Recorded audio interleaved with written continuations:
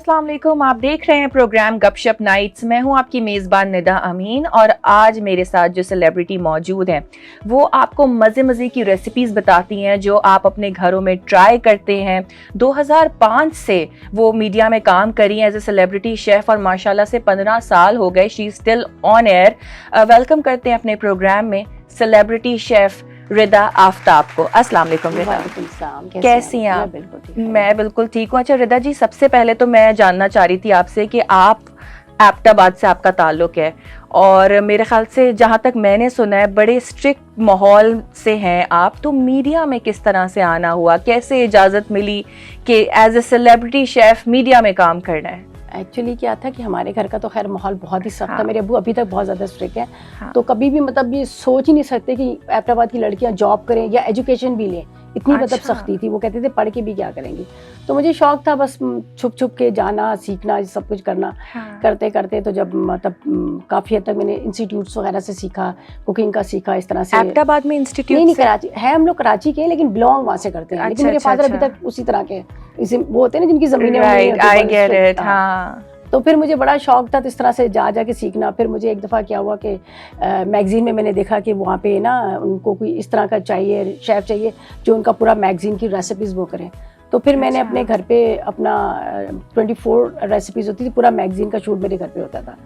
फिर इस तरह से एक जिस चैनल पे मैंने ज्वाइन किया तो वहाँ की जो शेफ़ थी वो उम्रे पे जा रही थी, तो जो शूट करने के लिए मेरे घर में आता था ना, तो उनसे पहले मुझे उस टाइम पे एक और चैनल था, नाम मैं नहीं ले सकती, वहाँ पे मॉर्निंग शो शुरू हुआ था तो वो नादिया खान का था।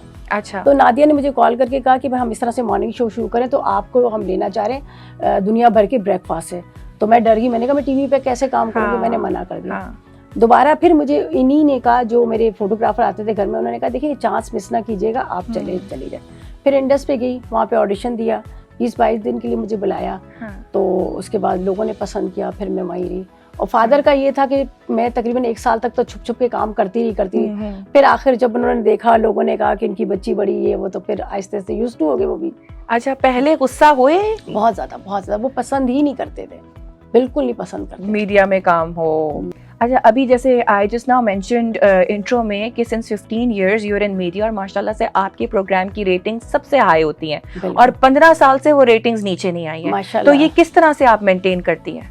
जब मैं दूसरे चैनल पे थी तो मुझे जब यहाँ से ऑफ़र आई ना, तो इन्होंने मुझे बुलाया तो मुझे कहने लगे आप रिदा वहाँ नहीं जाना, वहाँ तो इतने बड़े बड़े मगरमच्छ बैठे। अच्छा। आप इतनी मासूम सीधी सी हो, आपको तो खा जाएंगे। तो जब 2-3 दफ़ा उन्होंने कॉल की तो मैं चली गई, लेकिन मेरी ये आदत है, मैं हमेशा बावजू रहती हूँ। अच्छा, और मैं अपना काम शुरू करने से पहले बिस्मिल्लाह रहमान रहीम पढ़ती हूँ, चाहे कुछ भी हो, मैं अपनी नमाज नहीं छोड़ती हूँ। और मेरी आदत है, मेरे जो दिल में है ना वही है। मैं ये नहीं कि दूसरों को काटने के चक्कर में हो या दूसरे से। कल परसों की बात है, मुझे अल्ताफ़ ज़फ़र हैं हमारे जो मसाला के हेड हैं, मुझे कहने लगे रिदा बाजी मुझे समझ नहीं आता कि अल्लाह पाक ने आप पे कौन सी मेहरबानी की हुई है। कहता है मुझे समझ नहीं आता कि अमेरिका, यूए मतलब हर कंट्री से आपकी रेटिंग हाई आती है। पता नहीं अल्लाह ने आपके ऊपर से कौन सा वो किया हुआ है। तो अपनी नज़र उतारा करें, आप सदके दिया करें, तो बस अल्लाह का करम है। तो आपको लगता है कि बाकी शेफ से आपकी रेसिपीज़ मुख्तलिफ होती हैं, इस वजह से भी लोग आपको देखना पसंद करते हैं? एक्चुअली क्या है, मेरी जो रेसिपीज़ होती है ना, मेरी कोशिश होती है कि घर के मसाले हों, सीधा खाना हो जो लोग सीखें। देखिए आपको भी पता है, मुझे भी पता है, जो हाई फाई फैमिलीज होती हैं वो लोग उन्हें शेफ रखे हुए हैं, वो लोग टीवी चैनल कहाँ देखते हैं, वो कहाँ रेसिपीज ट्राई करते हैं। हमें देखने वाले जो मिडिल क्लास लोग हैं और वही रेटिंग लेके आते हैं, ज़ाहिर है वो देखेंगे, कॉल्स करेंगे, बताएंगे अच्छी चीज़ें, तो उनके हिसाब से मैं रेसिपीज़ बना रही होती हूँ। उनके घर के मसालों से ही, मतलब उनके किचन के कैबिनेट से नई रेसिपीज़ बनती हैं, आसानी से बनती है। फिर बार बार मैं उस रेसिपी को रिपीट करती हूँ। फिर उसके अलावा कभी मुझे गुस्सा नहीं आता। बात होता है ना कि एक दफ़ा बता दिए, बार बार हम बता, मैं बार बार उस रेसिपी को रिपीट कर रही थी ताकि अगले को समझ, जो नहीं भी पढ़ा लिखा होता ना वो भी समझ जाता है मेरी रेसिपी को। तो रीज़न यही है। और देखें ओवरसीज़ वालों का, जैसे पाकिस्तान से बाहर लोग हैं, अब उनको पिज़्ज़ा हुआ, ये इंग्लिश जो भी कॉन्टिनेंटल रेसिपी हो तो रेस्टोरेंट में जाके खा लेते हैं, लेकिन उनको देसी सीखना है, देसी खाने का है। तो बाहर भी माशाल्लाह मेरी रेटिंग्स बहुत अच्छी आती है। सही। और आपकी सिग्नेचर डिश क्या है? देसी अच्छा बना लेती हैं? देसी बहुत अच्छा बनाती है, मेरी देसी रेसिपी सबकी बहुत अच्छी होती है। और खाने में ऐसा कुछ है जो बनाना पसंद नहीं हो? होता है ना कि यार ये मुझे बनाना बिल्कुल अच्छा नहीं लगता। खाने का तो मुझे आप रात को आधी रात को भी नींद में उठा के कहते हैं जरा मुझे ये बना दे, मैं फटाफट बना लूंगी। अच्छा रिता जी, एक वक्त आता है ना जब इंसान बोर हो जाता है। आप 15 साल से मीडिया में काम कर रही हैं, तो ऐसा कभी नहीं हुआ कि आप बोर हो गई हो और आपने सोचा हो कि बस अब एक ब्रेक ले लिया जाए बीच में? नहीं, ऐसा कभी भी नहीं है, बल्कि मुझे मजा आता है कुकिंग में, अच्छा लगता है। अच्छा, ऑन एयर या ऑफ एयर भी? दोनों तरह से। घर में मेहमान आते मुझे बड़ा अच्छा लगता है, मैं खुश होती हूँ। अच्छा रिता जी, फर्स्ट टाइम खाना कब बनाया था? फर्स्ट टाइम की बड़ी मजे की स्टोरी है। मैं होंगी मैं 10-1 साल की, 11 साल की थी। मेरी सिस्टर मुझे कहने लगी कि ना, बल्कि मैंने उनसे कहा, मैंने कहा आज आप खाना नहीं बनाना, मैं आलू की भुजिया बनाऊंगी। तो कहने लगी चले कोई बात नहीं, तुम बना लो। मैं सुबह से स्टार्ट हुई, आलू को काट के मैंने पैन में डाला, और जैसे ही पानी खुश्क होता था फ्रिज से ठंडा पानी डाला के डालती थी ठंडा पानी में। हाँ। वो सुबह से रात होगी, वो पंजाबी में कहती है ए तू पाए पका रही है या ततिये या फिर आलू पका रही है। हाँ। तो फर्स्ट एक्सपीरियंस मेरा बहुत बुरा हुआ। हाँ। उसके बाद मुझे ये हुआ कि मैंने सीखना है, मैंने करना है। तो फिर उसके बाद माशाल्लाह मैं। तो how old were you at that time? कितने? 11-12 साल से स्टार्ट कर लिए। तो प्रॉपर बिरयानियाँ, कोरमे, हर चीज बना लेती थी, प्रॉपर खाने बना। अच्छा, और ये जो फर्स्ट एक्सपीरियंस, ये जो आप आलू वाला बता रही हैं, छोटी सी 10 साल की मेरे ख्याल में होंगी, 11 साल की ऐसी थी। 10 साल की उम्र से शी इज माशाल्लाह कुकिंग, जब भी आज ये कामयाब सेलिब्रिटी शेफ है। वरना हम सोच भी नहीं सकते कि एक 10 साल की बच्ची कुकिंग करे और आलू की भुजिया बनाने की कोशिश भी करे। वो मैंने खुद कहा था मैं खुद ही बनाऊंगी, तो वो फिर इस तरह वो नहीं। उसके बाद फिर मैंने स्टार्ट किया, बनाना शुरू कर दिया। अच्छा, मेरे साथ ये कि मैं नई रेसिपीज खुद से क्रिएट करती हूँ। आपने लवे श्री का नाम सुना होगा? हाँ। जो बहुत फेमस है हर शादी में, वो मेरी अपनी रेसिपी है, मैंने खुद से बनाई थी, फिर लोगों को माशाल्लाह हर कोई बना रहे हैं। अच्छा। उसके अलावा सलोनी बिरयानी, एक वो भी मैंने खुद से क्रिएट की थी। आज सलोनी बिरयानी क्या है? बड़े मजे की होती, बड़ा अच्छा सा उसका मतलब उसका ये होता है कि टमाटर के साथ खूब अच्छा सा बीफ या मटन जो भी आपने, उसका मसाला बनता है, फिर तड़के वाले चावल बनते हैं, फिर उसको बीच में से होल्ड करके उसमें स्टफिंग की जाती है, तो बड़ी मजे की। वो भी आज नाम सुना है, सलोनी बिरयानी। हाँ, बहुत सारी इस तरह की, लेकिन वो कई शादी ब्याह में मैंने देखा, वो भी आजकल लोग बना रहे हैं। हाँ। बहुत सारी रेसिपीज मैंने खुद से क्रिएट की, ज्यादातर मेरी अपनी रेसिपीज होती हैं। रिता जी, कोई 3 ऐसे किचन टूल्स जिनके बिना आपका गुजारा नहीं है?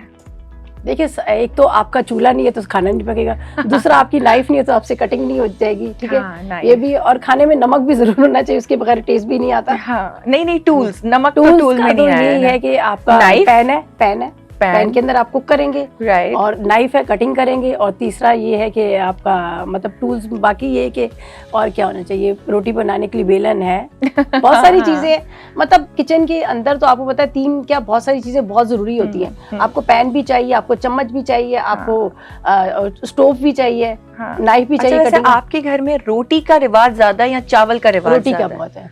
क्योंकि ऐसे बहुत सारे घर है ना जो चावल पे बड़ा फोकस करते हैं। रोटी हफ्ते में 1 दफा बनती है और रोज की बेसिस पे चावल बन रहे होते हैं, बट वो ये कि उससे वेट भी आपका बहुत पुट ऑन हो रहा होता है। हमारे घर में फैशन ही नहीं है कि बाहर की रोटी आना।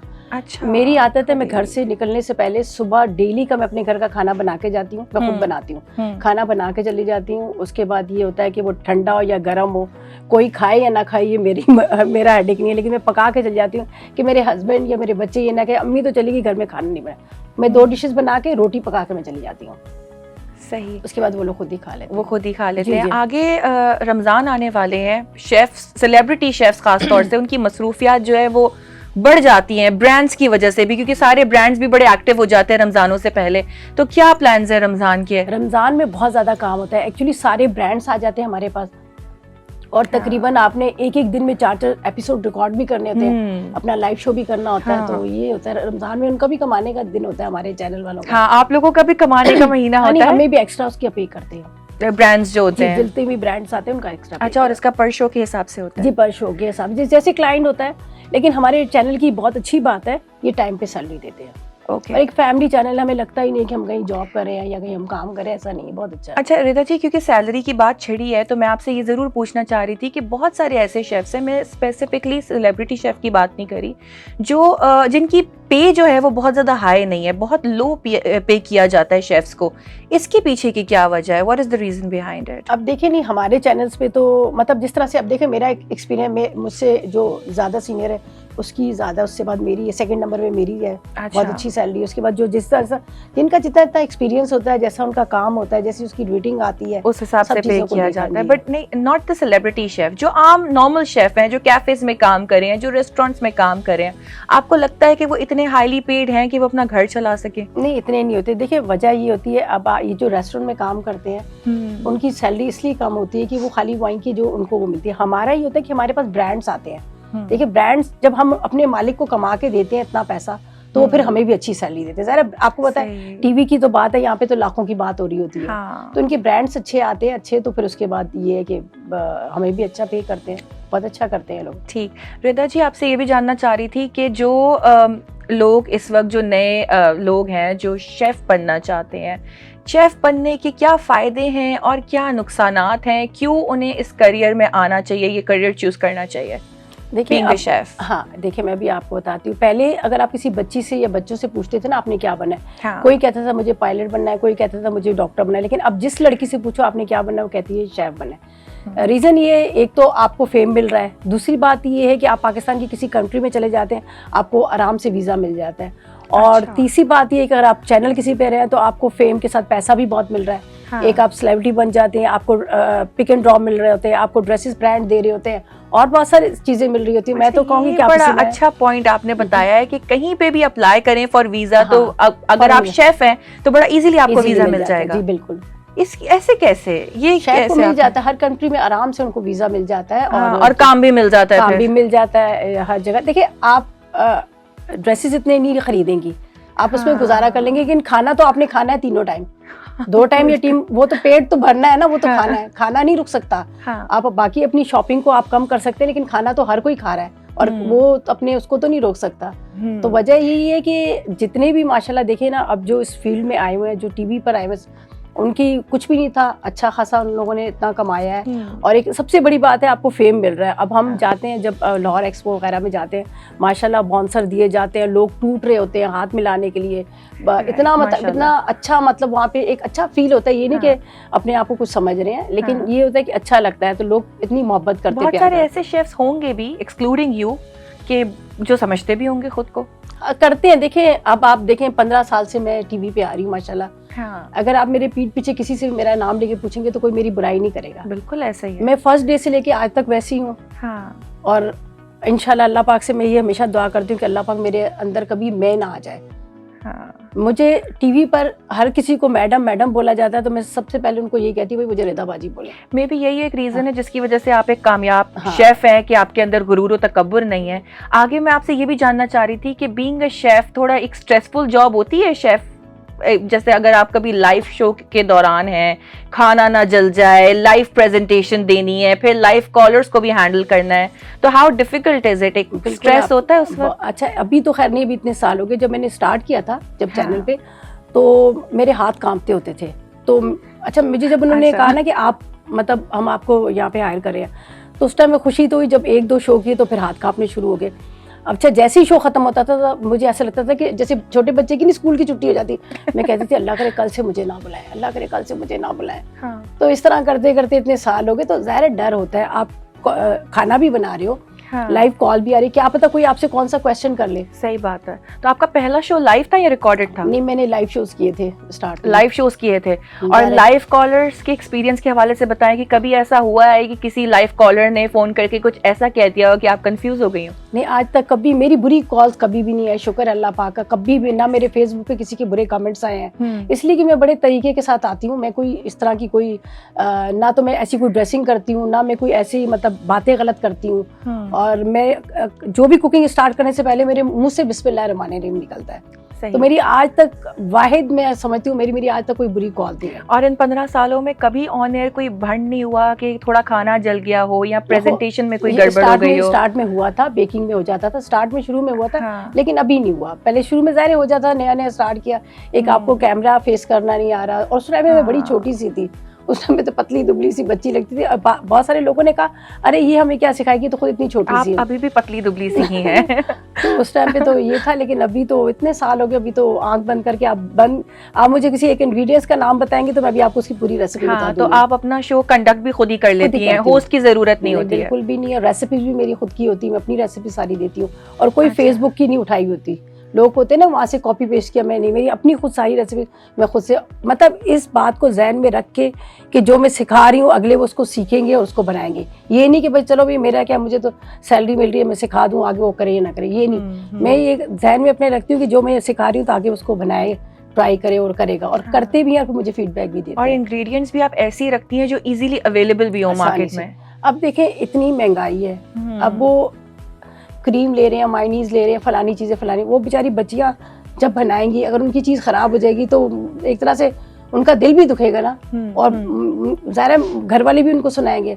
तो मेरी कोशिश होती है कि आसान रेसिपियों को दोपहर को ट्राई कर लें और एक नई रेसिपी भी हो, तो मेरी ये कोशिश होती है। और वही घर से मसाले उनको मिल जाते हैं, और ये नहीं कि उसमें टेस्ट भी आता है, अच्छा जायका भी आता है, और किसी चीज़ का नहीं है तो मैं इसका ऑल्टरनेट बता देती हूँ। अभी मैं किसी ने कहा कि भी हमारे पास तो थाइम नहीं है, अब इसका क्या करें, चले भी आप इसमें थोड़ा सा अजवाइन डाल दें, अरे पार्से नहीं मिल रहे, पार्से तो बड़े महंगे, कोई बात नहीं आप इसमें हरा धनिया डाल दें, तो उसका ऑल्टरनेट भी मैं बताती हूँ कि ये नहीं कि आप रेसिपी लिख के रख लो और उसको बनाओ नहीं।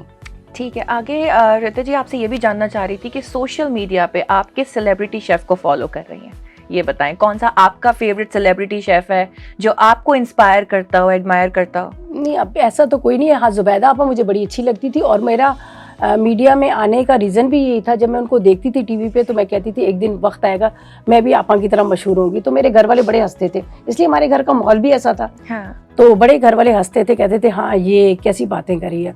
हाँ। तो वो मुझे बहुत अच्छी लगती थी और मेरी उनसे बड़ी अच्छी दोस्ती भी थी। मेरा शो ख़त्म होता था, उसके बाद उनका शो होता था, मैं उनके पास बैठ जाती थी, मैंने उनसे बहुत कुछ सीखा भी है। और आपके घर वालों को आपके हाथ का सबसे अच्छा क्या पसंद है?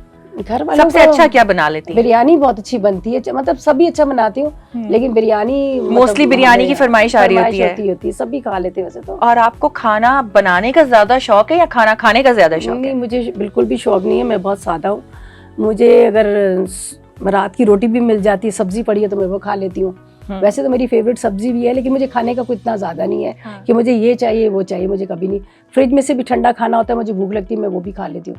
मुझे इस तरह से कोई इतना वो नहीं है कि मुझे ये भी चाहिए, गरम खाना चाहिए, टेबल लगा हो चाहिए, कुछ भी नहीं। अच्छा, 3 दिन का पुरानी बिरयानी भी आप खा लेती है? अब एक बात आप अपने जहन में रखें कि अगर मुझे 3 दिन की यहाँ बिरयानी मिली हुई है, तो मैं उस वक्त अल्लाह पाक का शुक्र अदा करूंगी कि मुझे मिली है तो मैं खा लूँ।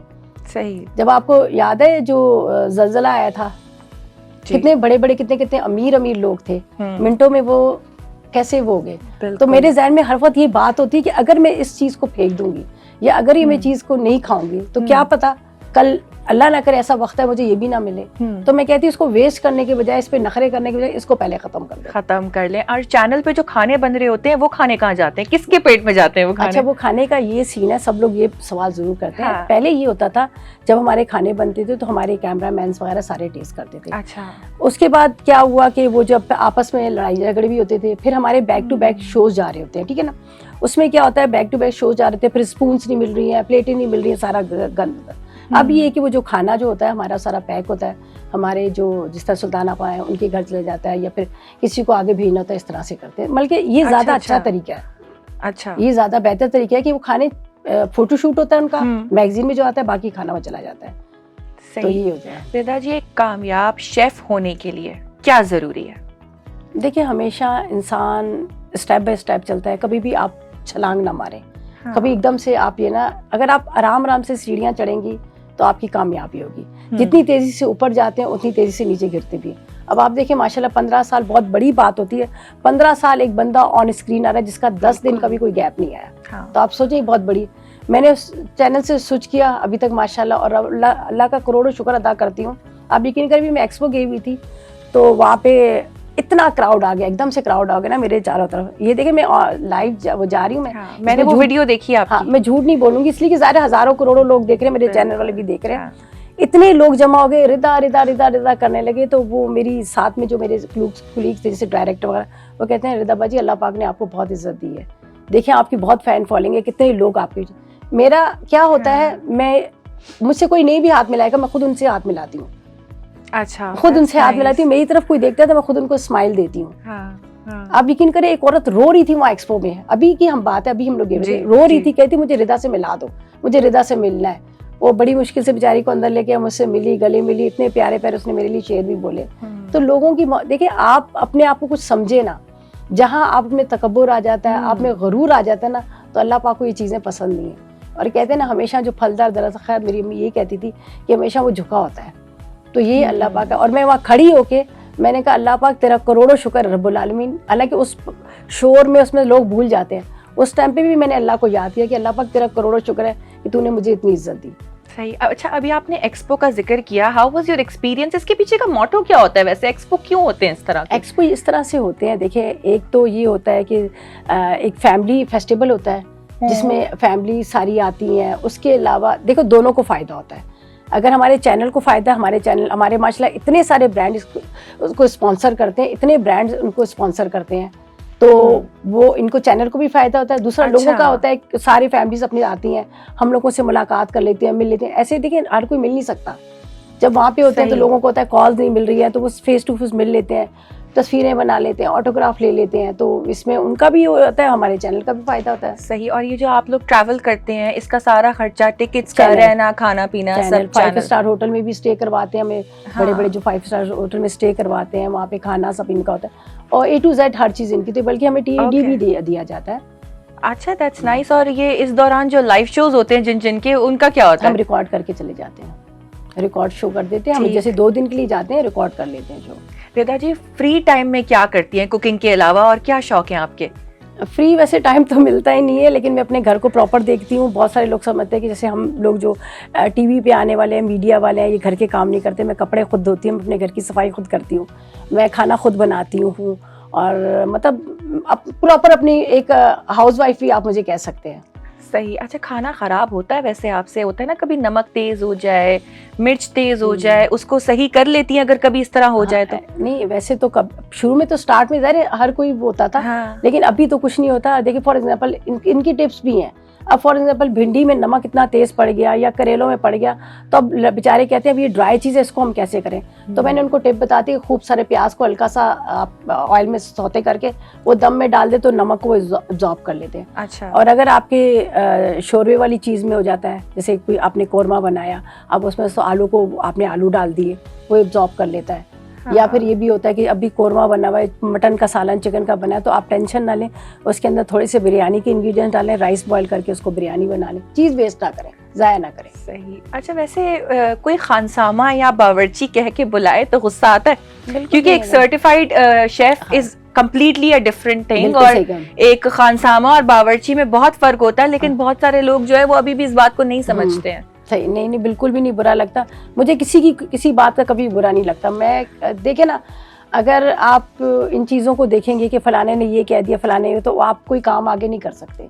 ये तो जिंदगी का एक हिस्सा है, कोई अच्छा भी कहता है, कोई बुरा भी कहता है, लेकिन अल्लाह का करम है, हमेशा मुझे कभी किसी ने मेरे पीठ पीछे ना बुरा कहा, ना सामने कभी मुझे कुछ बुरा कहा। ठीक। मैं आपसे प्रिजर्वेशन टेक्निक्स के हवाले से भी जानना चाह रही थी कि बहुत सारे लोग ऐसे होते हैं जो सब्जियां बहुत पहले से ला के फ्रिज में रख लेते हैं, फिर वो ख़राब भी हो जाती हैं, और ख़ास तौर से चिकन, बीफ या मैं मटन की बात करूं तो महीनों से जो गोश्त है ना वो फ्रिज में होता है, और फिर वो बना के उसको खा रहे होते हैं। कितना मैटर करती है कुकिंग के दौरान ये प्रिजर्वेशन टेक्निक्स की? अगर फ्रेश खाना होगा, फ्रेश चिकन होगी या बीफ होगा या मटन होगा, तो खाना भी उतना ही फ्रेश बनेगा। देखिए ज़ाहिर है टेस्ट में फ़र्क आ जाता है। अच्छा। बहुत फ़र्क आता है। अगर ताज़ी चीज़ की एक अलग बात होती है, बासी। अब सब्जी आप उसी टाइम पे बनाते हैं, उसका कितने मज़े का टेस्ट है। आप उसको दूसरे दिन फ्रिज में खा रहे होते हैं, तो फ्रिज में कितना मतलब उसका। तो मैं बोलती हूँ अल्लाह पाक का करोड़ों शुक्र है, हमारे पाकिस्तान में आपको सब्जियां भी ताज़ी मिल रही हैं, आपको गोश्त भी ताज़ा मिल रहा है, हर चीज़ मिल रही है। तो हमें क्या ज़रूरत है फ्रीज़ करने? तो बाहर के ममालिक में टिनों के ऊपर वो एक्सपायरी डेट वगैरह लिखी होती है, तो उनका है। हमें तो, मैं तो कहती हूँ किसी, और खाना पकाने में टाइम भी कितना लगता है, कोई टाइम नहीं लगता। तो मैं तो ये कहूँगी, हाँ मजबूरी होती है। मैं जब जाती हूँ पाकिस्तान से बाहर, या मैं कराची से बाहर जाती हूँ, तो फिर मैं बच्चों के लिए बना के चलती हूँ, तो वो मेरी मजबूरी होती है। तो जानबूझ के ये नहीं कि रोज़ बच्चों को बासी खिलाऊं। फूड वेस्टेज के हवाले से क्या मैसेज देना चाहेंगी आप? जैसे मैं अभी जिक्र करी थी, बहुत सारे लोग सब्जियां ला के रख देते हैं, फिर वो फिकती हैं, कचरे में जाती हैं, तो इस हवाले से क्या मैसेज होगा आपका? देखिए, अव्वल तो मैं जिस तरह से मैंने अभी बात की कि हमारे यहाँ हर चीज़ ताज़ी मिलती है, आप ताज़ी ला करके, और फॉर एग्जांपल आपके घर में बच जाता है खाना, रोटी बच गई है, चावल बच गए, अगर आपके घर की मेड है उसको दे, अगर उनको नहीं भी देते तो बहुत नेकी का काम है। आप एक कोई सा मिट्टी के जो आती है, मिट्टी के बर्तन आते हैं, एक तरफ पानी भर के रखें, वो बचा हुआ खाना आप रखते हैं छत के ऊपर, चिड़ियाँ हैं, कौवे हैं, वो खा लेंगे, आपको सवाब भी मिलेगा और वो कचरे में जाने से बच जाएगा। आप भी इसी तरह करते मैं हैं? यही करती हूँ, मेरे छत पे भी यही मैं करती हूँ। आप यकीन करें, बाहर निकलते कौवे सारे आ जाते हैं। मुझे सही। अच्छा, आखिर में before winding up the programme, मुझे आपसे खाने की प्रेजेंटेशन कितनी इंपॉर्टेंट है इस हवाले से जानना था, क्योंकि अब ट्रेंड आ गया है कि अब हम कैफेज और रेस्टोरेंट्स जाते हैं तो वाइट क्रॉकरी होती है और एक साइड पे जो है खाना होता है और बाकी प्लेट खाली होती है, तो बहुत सारे लोगों को लगता है ये जी हमने इतने पैसे दिए और हम तो लुट के आ गए और खाना हमने इतना सा खाया है। आप क्या क्या चीज़ें यूज़ करती हैं देखिए फॉर प्रेजेंटेशन? देखिए, जब कोई चीज़ खूबसूरत नज़र आती है तो वो लगता है कि अच्छी बनी हुई है, खाने में भी आपको अच्छी लगे। थोड़ा सा उसको अच्छे से डेकोरेट करना चाहिए, अच्छी तरह से उसकी प्रेजेंटेशन करनी चाहिए, ताकि आपके दस्तरखान पे, आपके टेबल पे रखा हो तो आपके आने वाले गेस्ट भी उसको देख के कहें वाह क्या नज़र आ रहा है, क्या खूबसूरत लग रहा है। तो जब चीज़ जो अच्छी लगती है तो खाने में भी मज़े आते हैं। अगर वो बेरौनकी सा सालन होता है, बेरौनकी सी शक्ल होती है, तो उस कहते नहीं देखने में नहीं अच्छा लगता। तो वो बात सही, ज़रा सा उसको अच्छा सा, मैं तो जब शो मतलब वाइंड अप होने वाला था तो मैं कहती सब्र करें, मैं अपने खाने का मेकअप कर दूं। अच्छा, तो मेकअप कर दे। मैं उसको और उस मेकअप में आप कौन कौन से प्रोडक्ट्स यूज कर रही होती हैं, कॉस्मेटिक प्रोडक्ट्स यूजुअली? बस वही इनका मेकअप क्या है, थोड़ा सा आपने कोरिएंडर लीव्स लगा लिए, मिंट लीफ लगा लिए, एक टमाटर को आपने अच्छा सा फ्लावर बना के वो साइड पे लगा लिया, तो यही मेकअप होता है। और कभी कोई मीठा होता है तो मैं कहती सब्र कर, अभी इसको शिमर भी लगा देती हूँ, चांदी का वर्क रख देती हूँ। सही। मैं तो यही अपने शो में कहती सब्र कर, मैं मेकअप कर लूँ इसका। अच्छा, क्योंकि हमारे प्रोग्राम का जो है वो टाइम एंड हो गया है, आखिर में अपने फैंस को एक मैसेज दे दें। पहले तो आपका बहुत थैंक्स। आपका thanks, thank you for coming. Night गपशप का जिन्होंने मुझे इनवाइट किया, आपने इनवाइट किया, मैंने बहुत अच्छी आपके साथ बातें की, और आपके शो का वैसे ही मैं बहुत नाम सुनती थी, और जब मुझे पता चला तो आपने मुझे एक ही कॉल की, तो मैंने कहा मैं ज़रूर आऊँगी। और आप लोग सब लोगों से यही कहूँगी, देखिए ईमानदारी के साथ काम करें, नेक नियत से काम करें। पैसा तो इंसान बहुत ज़िंदगी में कमाता है, लेकिन इज़्ज़त जो होती है ना वो बहुत कम लोगों को मिलती है। मैंने पैसा नहीं इतना कमाया 15 साल में, लेकिन मैंने इज़्ज़त कमाई है। लोग मेरे पीठ पीछे मेरी तारीफ़ करते हैं, कोई मुझे बुरा नहीं कहता। तो बस इज़्ज़त के साथ रहें, इसी में आपकी दुनिया और आखिरत दोनों अच्छी हैं। Thank you so very much for joining. आपने अपना कीमती वक्त आज के प्रोग्राम में दिया। उम्मीद करती हूँ कि नाज़रीन आपने आज का प्रोग्राम एंजॉय किया होगा। इसी के साथ अपनी मेज़बान निदा अमीन को दीजिए इजाज़त। अपना बहुत ख्याल रखिएगा। खुदा हाफ़िज़।